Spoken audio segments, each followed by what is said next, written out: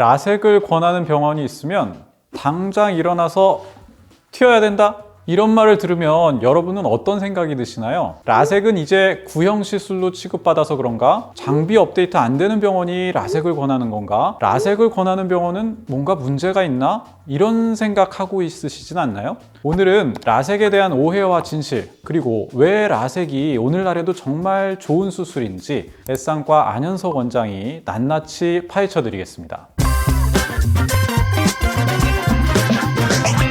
일반인들 사이에서는 라섹은 옛날 시술이라는 이미지가 강한 것 같아요. 라섹 추천하면 구형 장비나 구형 기술을 쓰는 병원이 권장하는 거다, 이런 얘기가 있더라고요. 맞아요. 그런 이야기들 많이 하죠. 라섹은 이미 10년 전에 유행한 시술이다. 장비 업데이트 안 되는 병원이 라섹만 권한다. 근데 사실 이런 말은 100% 틀린 말입니다. 라섹은 구형 시술이라기보다는 기본이 탄탄한 교정술이에요. 의료계에서 오랫동안 살아남은 기술은 그만큼 검증이 철저히 됐다는 뜻이기도 하거든요. 의학계도 상당히 이 잔인한 분야예요. 하위 호환 기술이나 좀 쓸모없고 효과가 떨어지는 기술들은 아주 빠른 속도로 사라집니다. 그럼에도 불구하고 라섹은 지금까지도 대표적인 시력 교정 수술로 살아남아서 꾸준히 시행되고 있어요. 왜일까요? 지금부터 한번 알아보겠습니다. 극단적인 사례 말고 철저히 보편적인 입장에서 말씀드릴 거니까요. 꼭 끝까지 시청해 주세요. 먼저 라섹과 라식 그리고 스마일 수술 세 가지를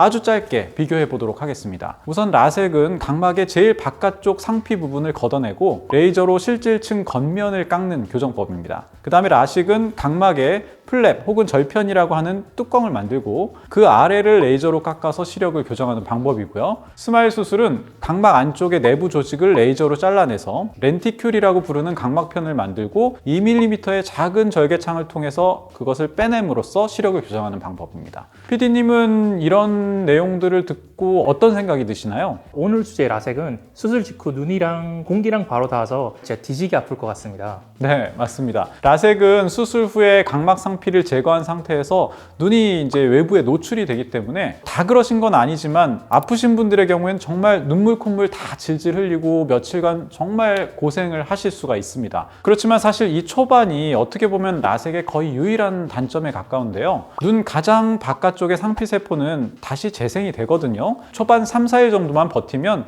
곧 고통이 사라지게 됩니다. 라섹은 이미 말씀드린 대로 각막의 심부가 아니라 바깥쪽을 깎아서 곡류를 재조정합니다. 그렇기 때문에 각막을 깊게 손상시키지 않고 잔여 각막도 많이 남게 됩니다. 그러면 원장이 미용실에서 어떻게 잘라드릴까요? 할 때 머리 살짝만 다듬어 주세요, 이 정도 수준이네요. 좋은 비유신 것 같아요. 반면에 라식은 뚜껑을 열어서, 그러니까 플랩을 열어서 안쪽 곡류를 조절하고 스마일 수술 역시 좀 더 깊은 쪽에서 렌티큘을 형성하기 때문에 둘 다 라섹보다는 더 깊숙한 곳에서 곡류를 조절하게 됩니다. 이러한 구조 때문에 라섹은 라식과 스마일 수술 대비 몇 가지 엄청난 장점들을 가지게 됩니다. 저도 비유를 하나 하자면 주식으로 쳤을 때 장기 투자 같다고 생각하면 좋을 것 같습니다. 첫 번째로 시력 재교정이 쉽다는 점입니다. 수술 후 일부 눈에서는 근시가 다시 재발하는 근시퇴행이라는 현상을 겪을 수가 있어요. 라식, 라섹, 스마일 등 시력 교정 수술하고 한 10여 년쯤 지나서 시력이 떨어졌어요 하는 클레임 대부분이 이러한 케이스입니다. 이러한 경우에는 보통 재수술을 생각하게 되는데요. 여기서 가장 유리한 시술이 라섹 수술입니다. 왜냐하면 라섹은 가장 바깥쪽에서 접근해서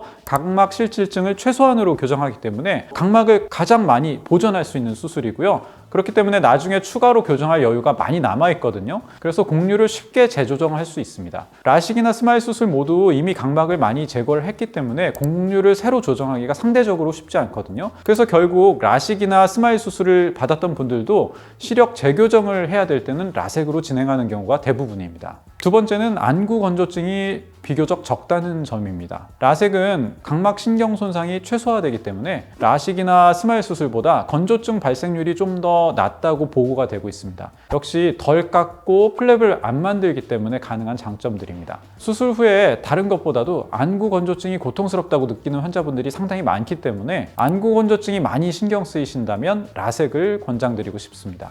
세 번째는 눈을 잘 비비는 사람들도 크게 걱정할 필요가 없다는 점입니다. 눈에 뭐가 들어갔을 때 생각보다 눈 비비는 사람이 많다는 거 아세요? 원장님 저도 그런 것 같은데요. 예, 대부분 그렇죠. 라섹은 다 회복되고 나면 플랩이나 절개부가 없기 때문에 눈을 비비는 습관이 있어도 비교적 안전합니다. 물론 눈을 비비는 습관은 좋지 않은 습관이니까 가급적 삼가시는 것이 좋겠지만요. 제가 눈 비비는 것으로 예를 들기는 했지만 그 연장선에서 충격에 가장 강한 굴절 수술도 라섹입니다. 그래서 거친 운동이나 트레이닝을 하는 사람들은 다 라섹을 선택하는 편이에요. 플랩이 찢어진다거나 하는 문제를 신경 쓰지 않아도 되니까 말이죠. 라식을 한 사람들이라면 만약에 눈에 충격을 받는 상황이 된다 그러면 좀 멈칫할 수도 있을 것 같아요. 네 번째로 마지막은 백내장 수술 시 인공수정체를 선택할 때 조금 더 유리하다는 점입니다. 우리 눈은 각막 7, 수정체 3 정도로 빛의 굴절을 담당하고 있습니다. 백내장 수술은 혼탁한 수정체를 제거하고 새로 인공수정체를 넣어주는 수술인데요. 그래서 새로운 인공수정체를 삽입할 때 시력 교정술을 받은 것을 감안해서 곡률을 계산하고 그것으로 시력을 보정하게 됩니다. 근데 아무래도 라식이나 스마일은 각막 깊은 곳에 곡률을 바꿨기 때문에 계산 난이도가 좀 높아지겠죠. 물론 2025년 현재는 기술이 예전보다 많이 발달했기 때문에 99%다 보정이 되어 나오고 있어서 큰 문제는 없습니다. 원장님 말씀 들어보니 라섹은 진짜 초반에 죽을 것 같은 통증 빼고는 특별히 신경 쓸 게 없는 진짜 편한 시력 교정술이네요. 네, 그 장기 투자 시력 교정 수술이죠.